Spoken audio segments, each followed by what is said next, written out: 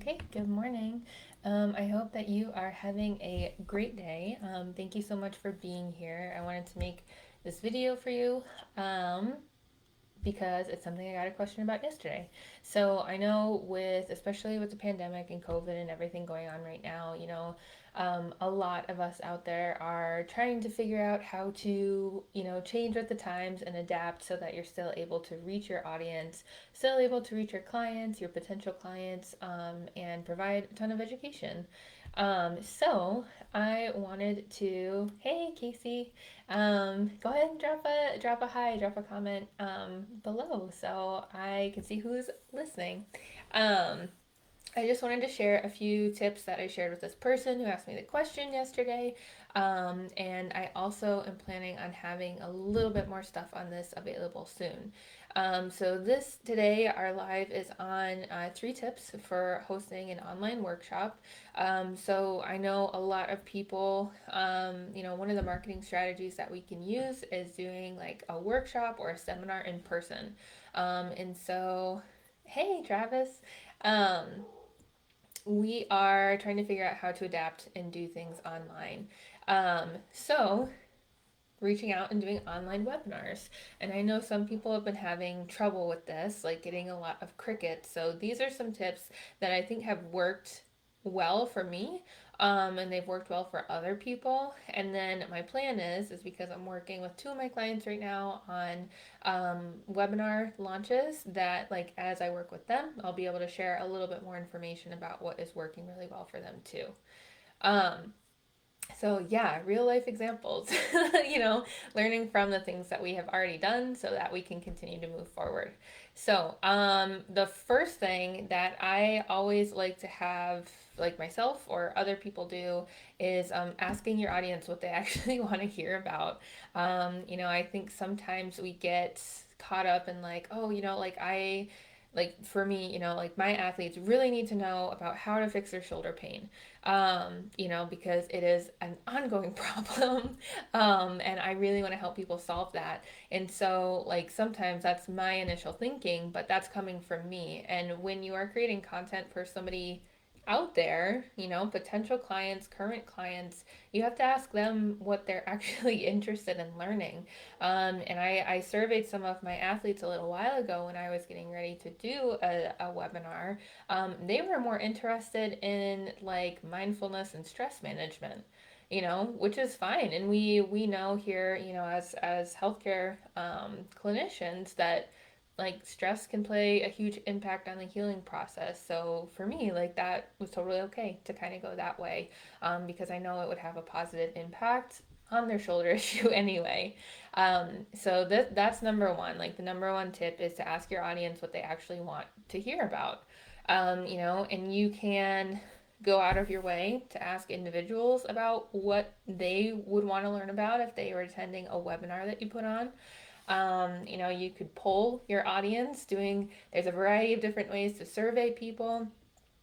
Or you could even go into like different groups here on Facebook that have like similar, avatars to your ideal clients, and just see what people are asking questions about. So that's some different ways that you can do research into different topics, just to see like what people are really interested in. Hey, Tara. So number one, ask your audience what content they actually want to hear about and what they want to learn about.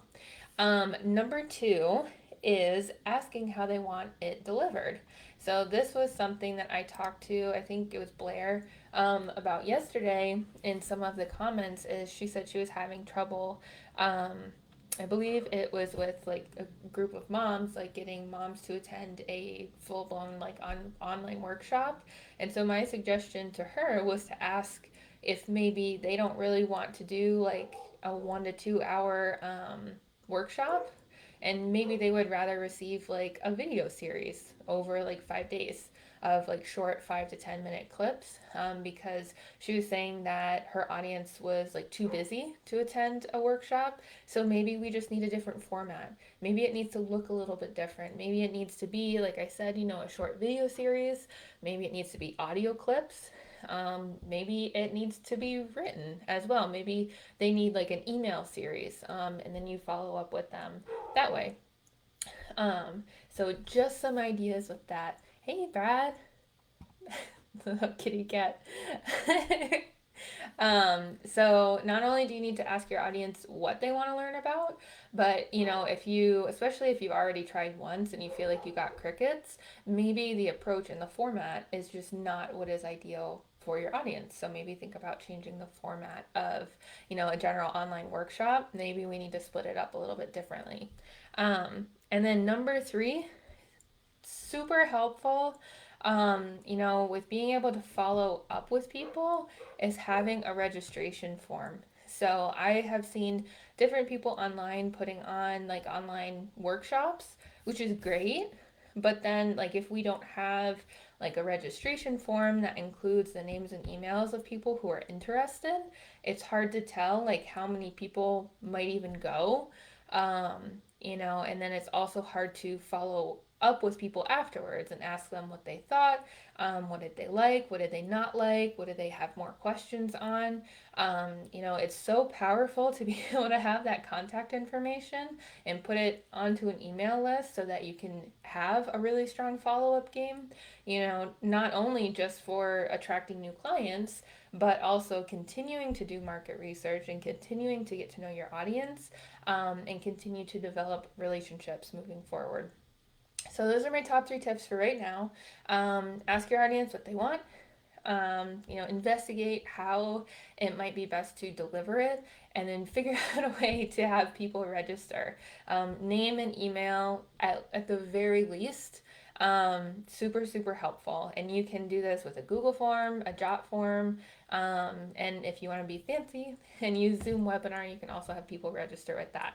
So definitely let me know what you guys think of those tips. Drop a comment below. And like I said at the beginning, I'm working with two of my clients right now on creating webinars and online workshops with a pretty big like promotional segment and then a good follow-up segment as well. So I will continue to let you know what is working really well, and what you guys can do for your own online workshop. So that's it for today, and I'll talk to you guys soon.